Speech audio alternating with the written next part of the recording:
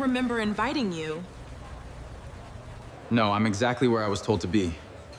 What? Who told you? I've never seen you before in my life.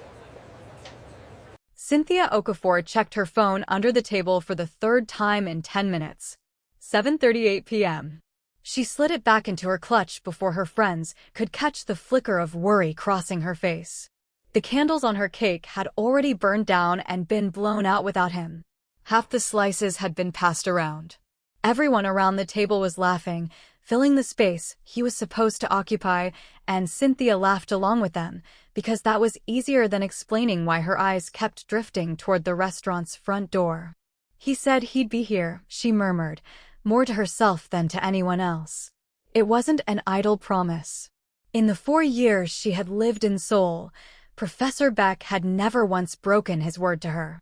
He'd become the closest thing to family she had in a city that had swallowed her whole with loneliness the first year she arrived. That morning, he'd held both her hands and told her, "Don't you dare start the candles without me." One of her friends, Amara, noticed the smile Cynthia kept forcing back into place. "Maybe traffic's bad," Amara offered gently. Cynthia nodded, though the excuse felt thin. She reached for her phone again, finally resolved to call him, when the restaurant's floor manager approached the table with an odd, careful look on his face.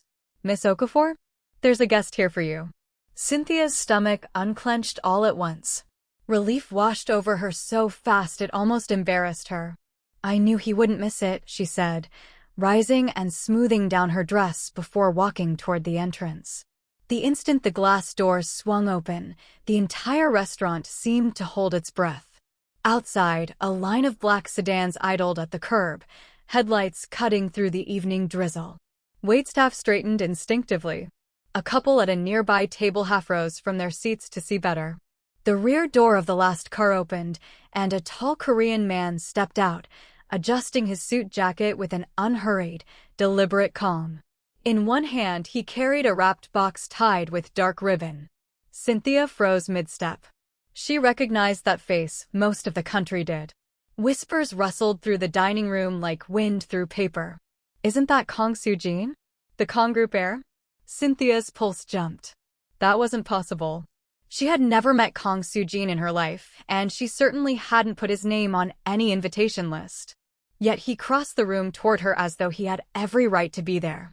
When he finally stopped in front of her, he extended the gift with a small, polite bow of his head. "Happy birthday, Ms. Okafor." Cynthia stared at him, completely thrown. "I'm sorry," she said, shaking her head. "I think there's been some kind of mix-up." For a beat, Su-jin said nothing at all. His gaze moved slowly across the room, the drooping balloons, the half-finished cake, the stunned, silent faces watching him. Then his eyes returned to hers. A faint, almost private smile touched his mouth. "No," he said evenly. "I'm exactly where I was told to be." Cynthia felt the breath leave her chest. Only one question mattered now. Who on earth had sent one of Korea's most talked-about young businessmen to her birthday dinner? Cynthia stood frozen, certain there had to be an explanation that made sense of all this. The gift in his hands, the convoy outside, the stares burning into the back of her neck. None of it added up. She offered him an apologetic smile anyway. "I really don't remember inviting you." For the first time all evening, something like genuine confusion crossed Su-jin's face. "You didn't." She blinked. "I didn't." He shook his head slowly. "My grandfather handed me your invitation this afternoon. He asked me to come in his place." Something shifted in Cynthia's chest. "Your grandfather?" "Professor Baek." Her eyes went wide. For a second, the noise of the restaurant simply fell away. "Professor Baek is your grandfather?" Su-jin nodded.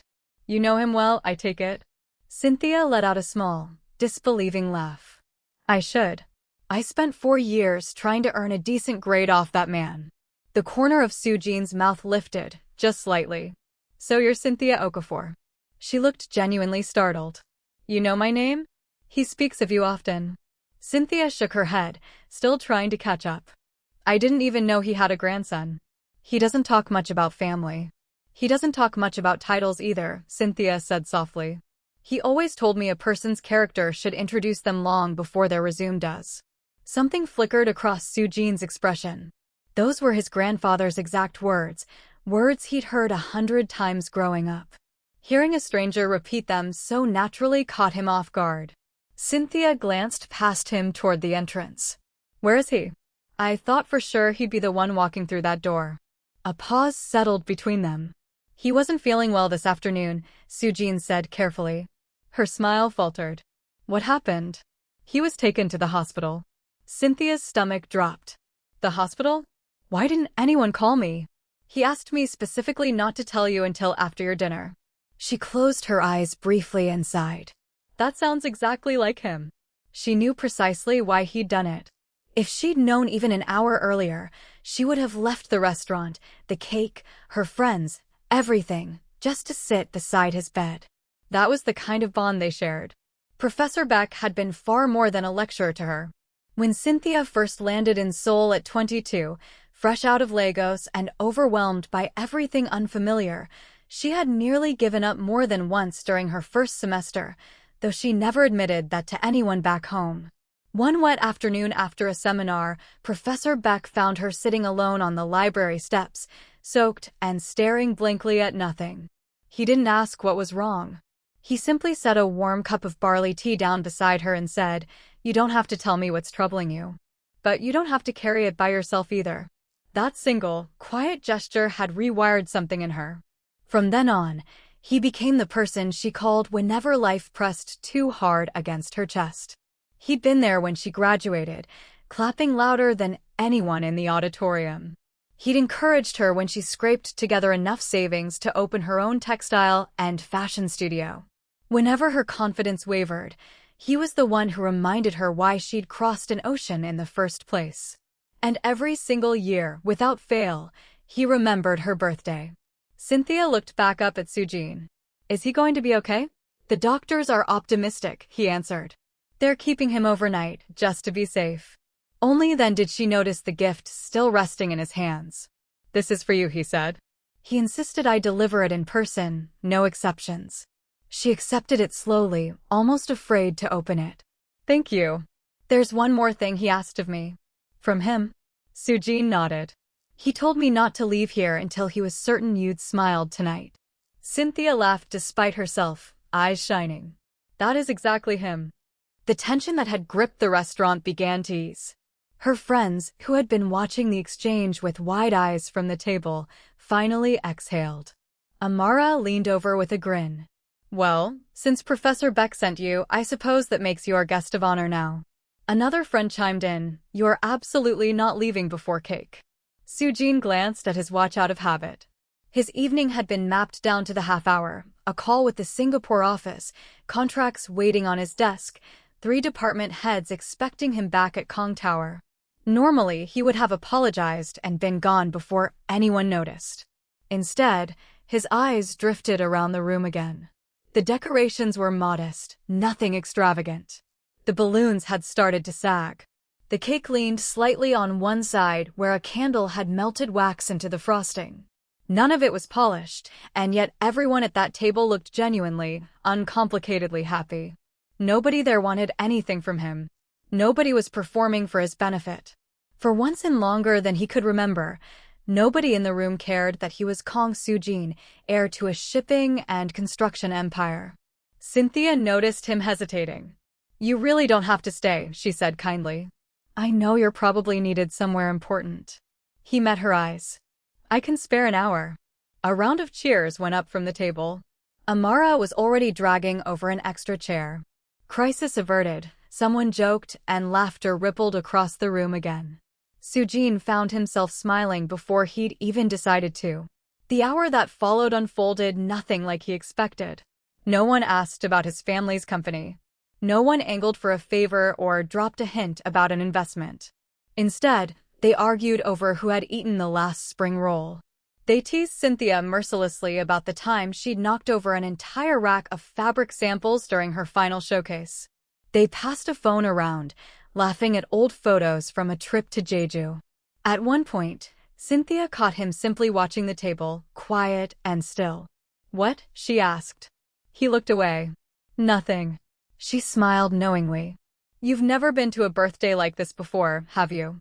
After a moment, he admitted no. She tilted her head. Not even your own? His gaze drifted to the unlit candle sitting beside the cake. I stopped celebrating mine a long time ago.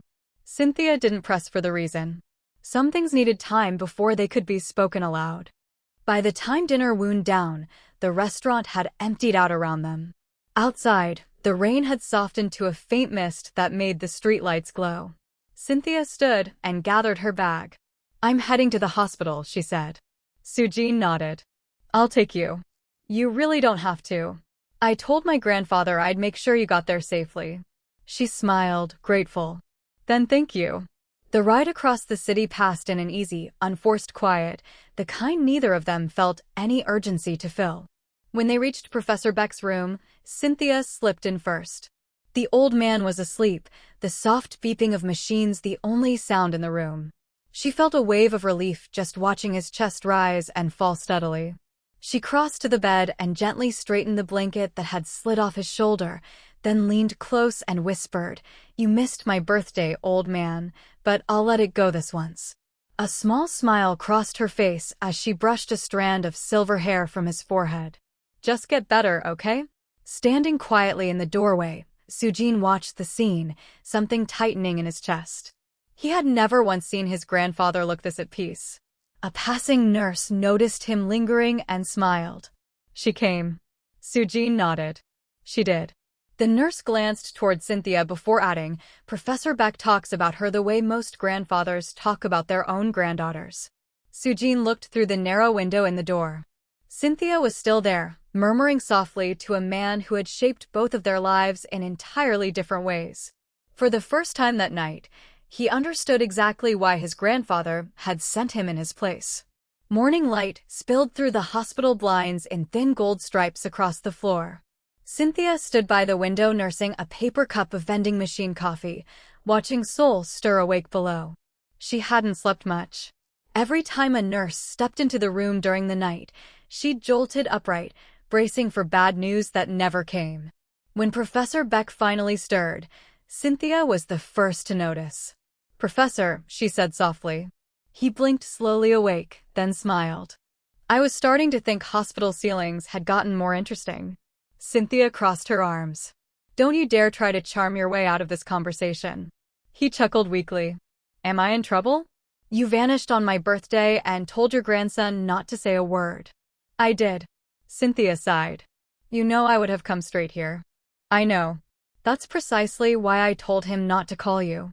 He looked at her with the same patient, knowing expression he'd worn through 100 lectures. Birthdays are for making memories, Cynthia. Not for sitting beside a stubborn old professor's hospital bed. She shook her head, fighting a smile. You always think you know best. 69 years of practice will do that. She laughed despite herself. From near the doorway, Su-jin stood quietly, watching the exchange. He couldn't recall the last time he'd seen his grandfather laugh this freely during a hospital stay, and he certainly couldn't remember anyone speaking to the old man with such easy, unguarded warmth, no formality, no distance, just genuine affection. Professor Baek noticed his grandson lingering by the door. Su-jin, you're staring at us like we're characters in one of your business case studies. I was wondering who taught whom, honestly. Cynthia laughed. Oh, trust me, I never once won an argument with him. Professor Baek's eyes drifted to the gift box still sitting untouched on the bedside table. You still haven't opened it. Cynthia glanced at it. I wanted to wait until you were awake to see your face. Then don't keep an old man in suspense. She carefully untied the ribbon. Inside wasn't jewelry, wasn't anything flashy at all. Instead, nestled in a velvet case, sat an old fountain pen with a worn brass clip. Cynthia's breath caught. Professor, I thought you'd given this away years ago. I was waiting for the right person to hand it to. She ran her fingers gently over the pen's smooth barrel, recognizing it instantly. It was the same pen he'd used to mark every one of her essays, sign every recommendation letter, scrawl every encouraging note in the margins of her papers. This pen believed in more students than I ever managed to, he said. I think it's time it belonged to someone who'll put it to better use. Beneath the pen lay a small folded card. Cynthia opened it slowly. In his familiar, slanted handwriting were just 2 lines. Build beautiful things. Never forget to build a beautiful life. Cynthia's eyes filled. I'll keep this forever. I know you will. A nurse stepped in a moment later to let them know the doctor would be by shortly. Professor Baek looked back at Cynthia. You should get to work. She checked the time and winced. I have a client meeting in less than an hour. You'll be brilliant. I hope so. As she reached for her portfolio bag, her phone buzzed. Her face fell. My ride canceled. She refreshed the app. Another cancellation followed. The rain must have everyone booking rides. She forced a smile. I'll figure something out. I'll drive you, Su-jin said. Cynthia looked up, startled. He'd said it so plainly it took her a moment to register he meant it. Oh, you really don't have to. I know. I couldn't ask that of you. You didn't ask. He'd already picked up her portfolio case. You'll be late otherwise. Professor Baek hid a smile behind his cup of tea. I believe your ride is waiting. Cynthia glanced between the 2 men, then relented. Thank you. The rain had thinned to a light drizzle by the time they reached the parking structure. Cynthia stopped beside a sleek black sedan, glancing around. Where's your driver? I gave him the morning off. You drive yourself? Most days. She smiled as she buckled in. I thought men like you always sat in the back. Eyes on the road, Su-jin replied. I prefer knowing exactly where I'm going. Cynthia laughed. That sounded far deeper than you probably meant it to. For a brief second, he laughed too, unpracticed, unguarded. The silence that followed no longer felt uncertain. It felt, oddly, comfortable. So, Su-jin asked after a few blocks, why textiles and fashion? Cynthia looked out at the passing storefronts. My mother always said fabric carries memory. The pattern your grandmother wore, the cloth your aunties danced in at weddings, it holds a whole family story. She smiled softly. I wanted to design things that carried that same weight. He nodded slowly. My grandfather once told me something similar. I'm not surprised. He said people remember how something made them feel long after they've forgotten what it looked like. Cynthia smiled. That sounds exactly like him. 20 minutes later, they pulled up outside a narrow 2-story building with hand-painted lettering across the front window, Okafor Atelier. Su-jin looked at it with quiet surprise. This is yours. Cynthia nodded proudly. It's small, she admitted, laughing, but every bolt of fabric, every mannequin, every color on those walls, I chose myself. She stepped out, then leaned back through the open door. Thank you. It was only a ride. It was still kind. She gave him one last smile before disappearing inside. Su-jin waited until she was safely through the door before pulling away. An hour later, he walked into the executive boardroom at Kang Group. A presentation was already midway through. The final item, one director announced, is the restoration of the Seoul Heritage House. Images of the century-old property filled the screen. We've narrowed the design proposals down to 3 studios. The first logo appeared, then the second. Finally, the third filled the screen, Okafor Atelier. Su-jin's eyes lingered on it a beat longer than necessary. He said nothing. No one at the table noticed the shift in his expression. But for the first time since leaving the hospital that morning, business had suddenly, unmistakably become personal. The room fell quiet as the final slide disappeared. Su-jin leaned back, fingers resting lightly on the polished table. These are the 3 finalists? Yes, sir, the lead director confirmed. We reviewed over 30 submissions. These stood out. His eyes returned to the screen. Okafor Atelier. He recognized it instantly, but kept his expression unreadable. One director cleared his throat. Our recommendation is Marchetti Interiors. They've handled several heritage restorations across the region. Another director agreed. They're the safer choice, statistically. Su-jin remained silent for a long moment. Then he asked a question none of them expected. Has anyone here actually walked through the Seoul property? Confused glances passed around the table. One by one, heads shook. We reviewed the proposals thoroughly, someone offered. That wasn't my question, he said evenly. Has anyone physically been inside the building? No, sir. He closed the folder in front of him. Then I'd like to postpone the final decision. The room stirred with murmurs. I want to see each firm present in person before we choose. The meeting ended minutes later. As the room emptied, his assistant fell into step beside him. Chairman Kang, that's unusual for you. What is? You typically approve recommendations without asking for another round. Su-jin slid his hands into his pockets. I don't make decisions off slideshows. His assistant offered a knowing smile. I'll arrange the presentations. Across the city, Cynthia stood inside an empty, dust-covered ballroom, running her palm along a cracked wooden banister. The elderly property owner watched her nervously. So, what do you think? Cynthia moved slowly through the space, taking in the tall arched windows overlooking a courtyard garden gone wild with weeds. It's beautiful. He frowned. It is. It's just forgotten. Forgotten what? That people used to fall in love in rooms like this. The old man looked around, seeing only peeling wallpaper and warped floorboards. Cynthia saw something else entirely. I don't want to modernize this place, she said. I want people to feel its history the second they walk through the door. The owner found himself smiling despite his worry. You sound exactly like Professor Baek. Cynthia laughed. He'd be thrilled to hear that. Her phone buzzed, an unfamiliar number. Hello, Ms. Okafor? Speaking. This is Kang Group. We'd like to invite Okafor Atelier to present your proposal for the Seoul Heritage House restoration in person. She straightened immediately. I'm sorry, I thought submissions had already closed. They have. Our chairman has requested personal presentations from all 3 finalists. Cynthia thanked the caller and hung up, standing motionless for several seconds afterward. She'd made the final round. Not one, but another chance. That evening, she stopped by the hospital before heading home. Professor Baek was propped up in bed reading. I knew that smile meant something, he said before she'd even sat down. Am I really that easy to read? You've been easy to read since your first year. She handed him a cup of tea. My studio made the final presentation round. His eyes lit up. I never doubted it for a second. I haven't won anything yet. You've already won something. Cynthia frowned. I have. He set down his book. Winning isn't landing the contract. It's becoming the kind of designer people trust enough to hand it to you in the first place. She smiled thoughtfully. You always make it sound so simple. That's because most things are. A soft knock interrupted them. Su-jin stepped in carrying a small bag of fruit. Am I interrupting? Professor Baek grinned. Perfect timing. Cynthia looked surprised.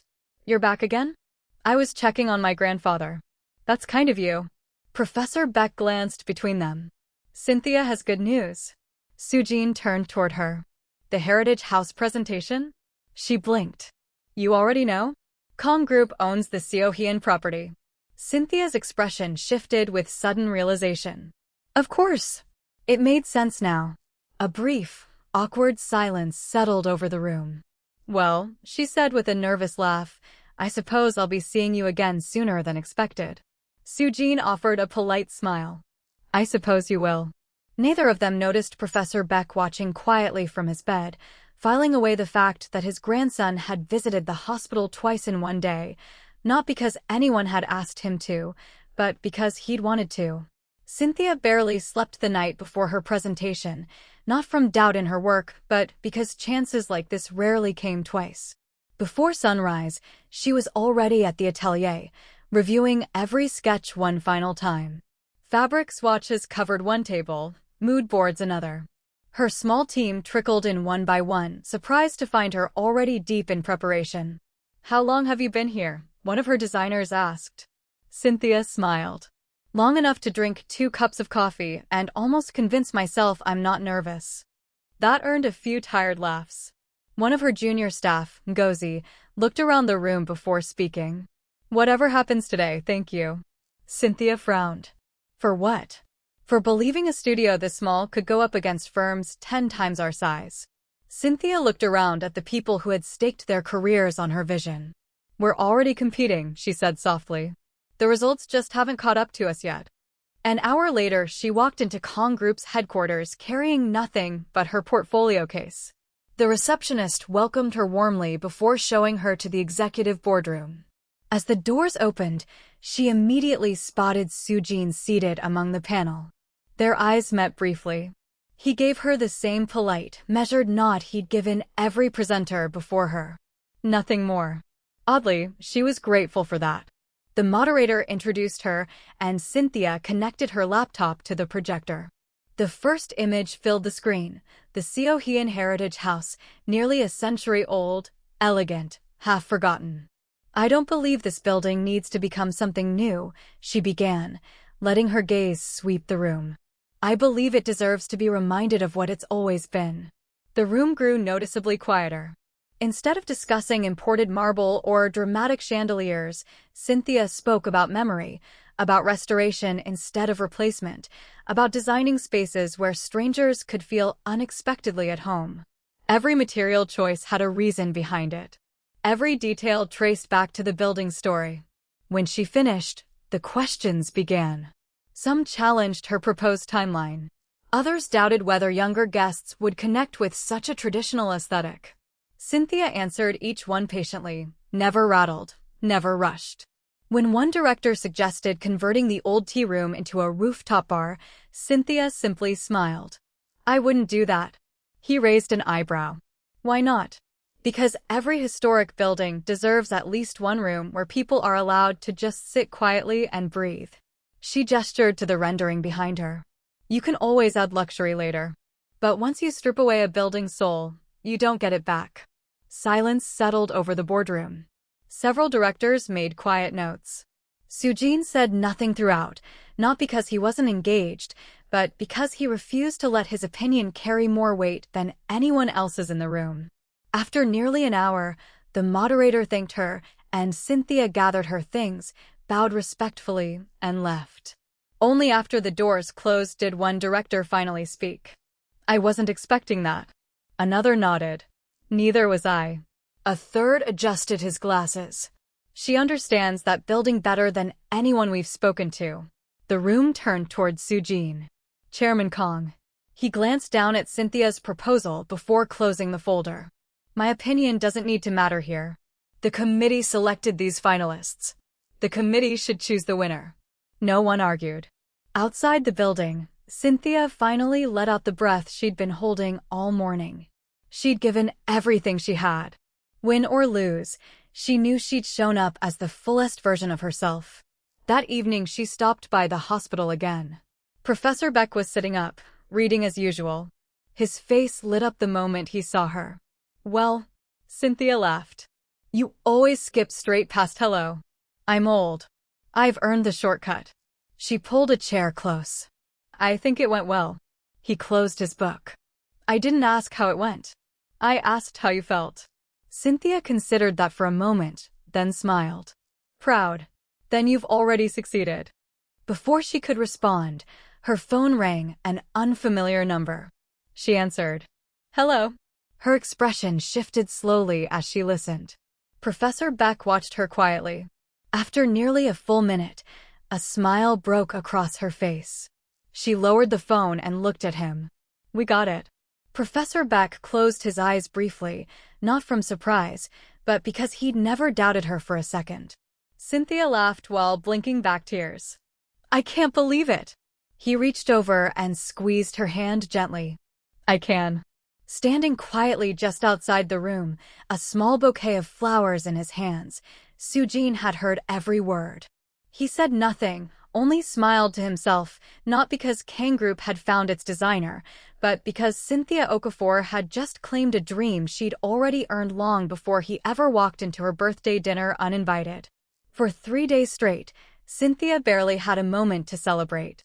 Her team threw themselves into planning meetings, site visits, and revised drawings. The once quiet atelier buzzed with energy from morning until midnight.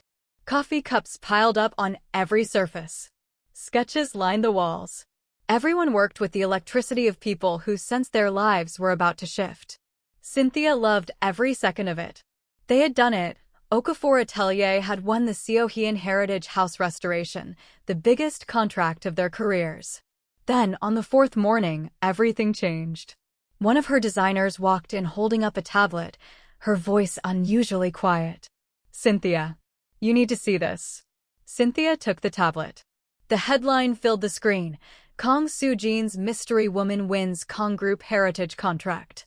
Beneath it sat a photograph, Su-jin holding the car door open for her outside the hospital. Cynthia's stomach tightened. Another headline had already surfaced beneath it: romance or favoritism? Questions surround Kang Group's selection. She kept reading. Someone had strung together every piece: her birthday dinner, the hospital visits, her meetings at Kang headquarters, even photos of the two of them leaving the same places at different times, days apart. None of the articles accused her outright. They didn't need to. The comments underneath did that for them. Now we know how a tiny studio beat the big firms. Talent helps, but dating the chairman helps more. That committee never had a real say. Cynthia locked the tablet slowly. The atelier went silent. Finally, Ngozi spoke up. "I know you earned this." Cynthia looked at her. "I know I did too." Ngozi hesitated. "I'm just scared people won't believe any of us earned it." Cynthia looked around at her team. 5 years. 5 years of unpaid overtime, 5 years of rejected pitches, 5 years of being told they were too small, too new, too unproven. And now, the moment they'd finally broken through, people were rewriting it into a cheap love story. Cynthia stood. "Then we give them nothing else to talk about." She grabbed her coat. "Where are you going?" Kang Group. Kang Group's headquarters was swarming with reporters by the time she arrived. Camera flashes went off in bursts across the lobby. Questions chased her toward the elevators. "Ms. Okafor, are you and Chairman Kang involved? Did your relationship influence the contract decision? Did the chairman handpick your studio himself?" Cynthia said nothing, kept her eyes forward, and kept walking. By the time she reached his office, Su-jin was already waiting. "I was about to call you," he said. Cynthia set the tablet on his desk without a word. "They're saying I slept my way into this contract." His jaw tightened. "I know. They're saying the entire committee was compromised." "I know. And tomorrow they'll find something new to say." Su-jin stepped closer. "I'll handle it." "No," Cynthia said firmly. He stopped. "You don't get to fix this for me." "Cynthia, I don't want another statement defending me. I don't want you telling reporters I'm talented. I don't want you protecting me from this." She looked him dead in the eye. "Because every time you defend me, it proves to them there was something worth defending." Silence stretched between them. Cynthia took a breath.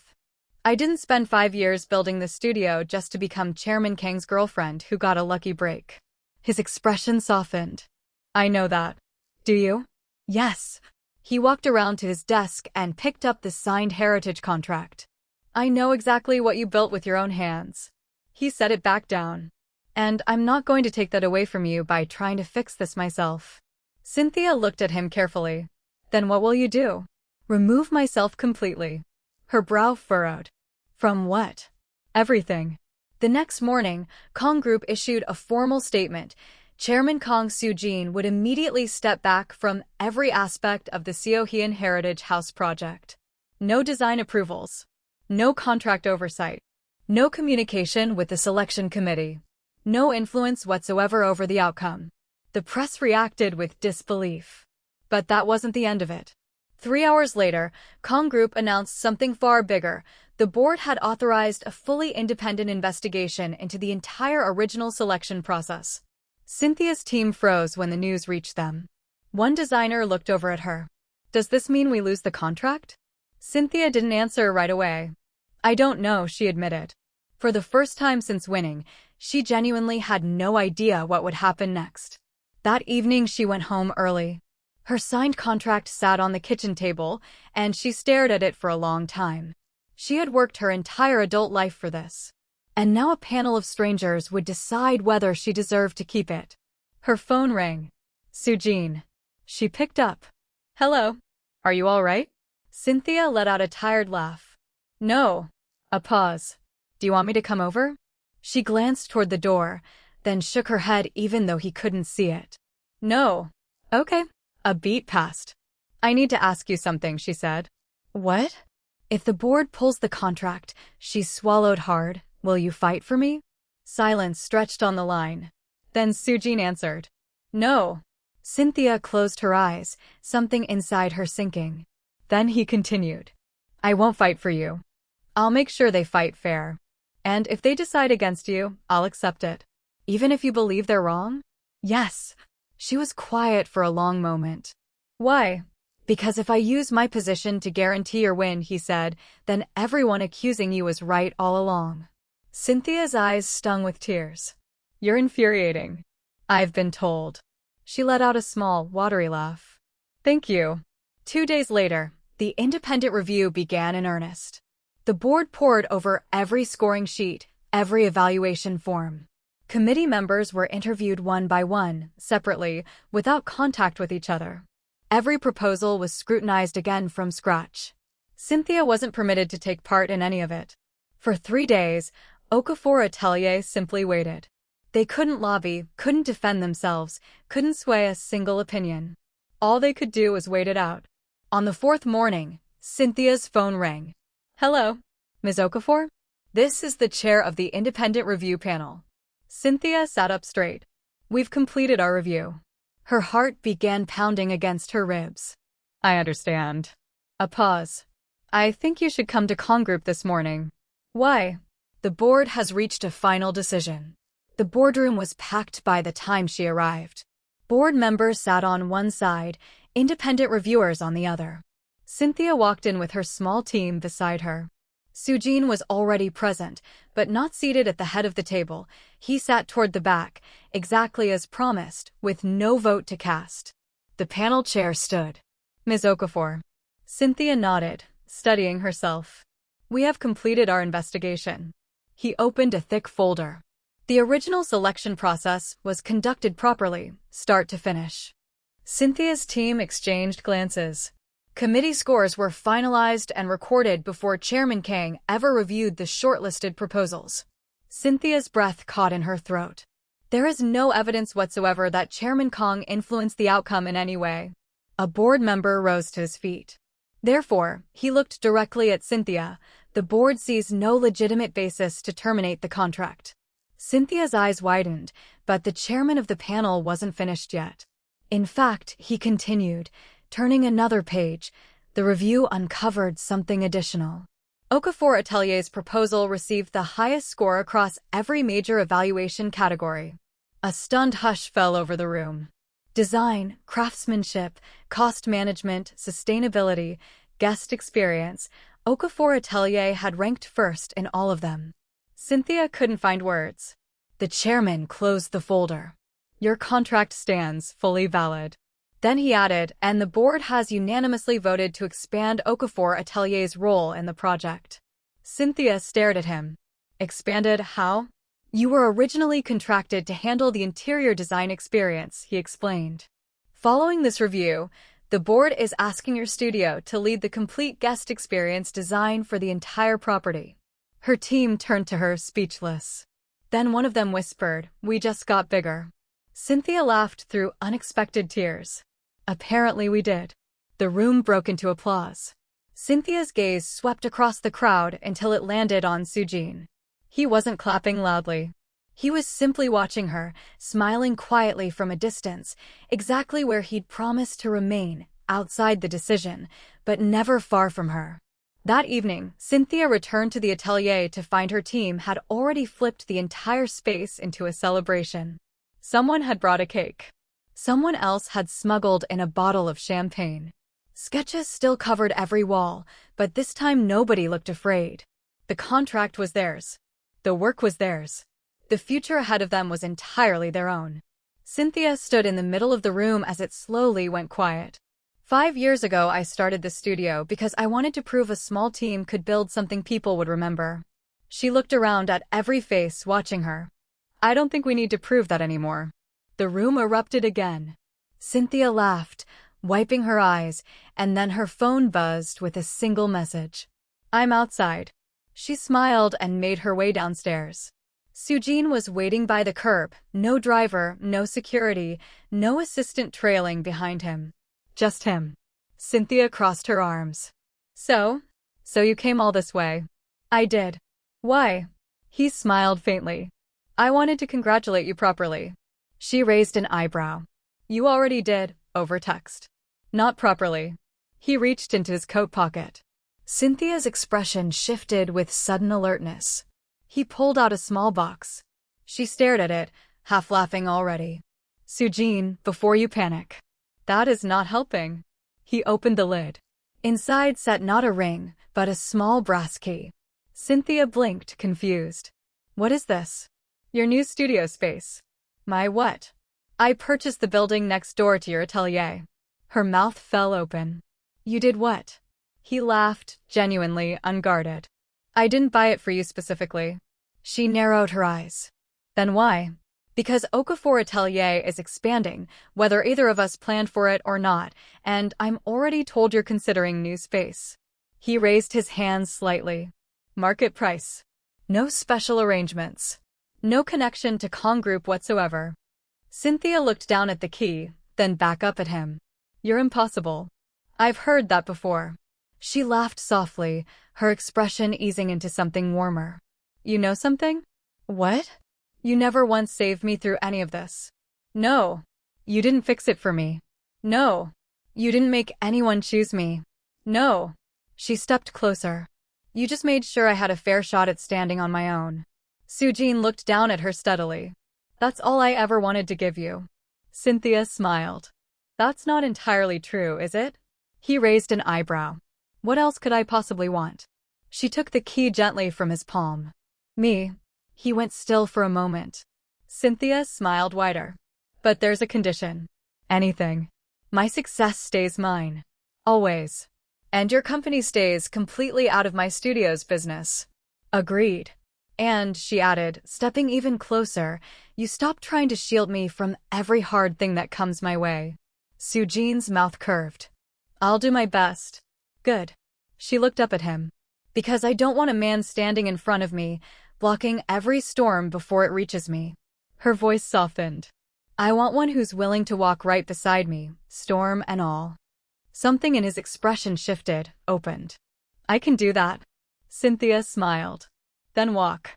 They started down the street together, side by side, the reflections of the city lights rippling across the atelier's windows behind them.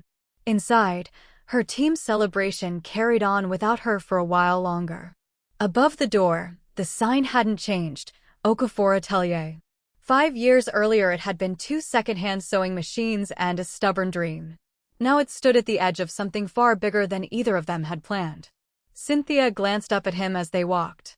Where exactly are we going? He smiled. Somewhere I can finally ask you a question I've been sitting on for a while now. She eyed him suspiciously. What question? He stopped walking and turned to face her fully. Cynthia Okafor. She laughed. You're being very dramatic about this. I've been patient. For what exactly? He held out his hand. Have dinner with me. Tonight, and every night after, if you'll let me ask again. She stared at him for a long moment, then slid her hand into his. Yes. He took her hand properly this time, and together they walked on into the glow of the city, not as a chairman and a struggling designer, not as a rescuer and someone who needed rescuing, not as two people whose paths had been arranged by an old professor's quiet scheming, just as two people who, in the end, had chosen each other freely. Behind them, the studio held a new contract, a new building, a new chapter waiting to be sketched out. And Cynthia carried something she'd never quite had before, not proof that she could succeed alone, because she'd already known that for years. She had something even better now, the freedom to choose exactly who stood beside her while she built the rest of her life. And this time, without hesitation, she chose him. If this story moved you, I've got another full-length love story waiting for you, with even more twists, more heart, and more unforgettable moments between two worlds colliding. Check the link in the description to read it in full. Thank you so much for watching, and I'll see you in the next story.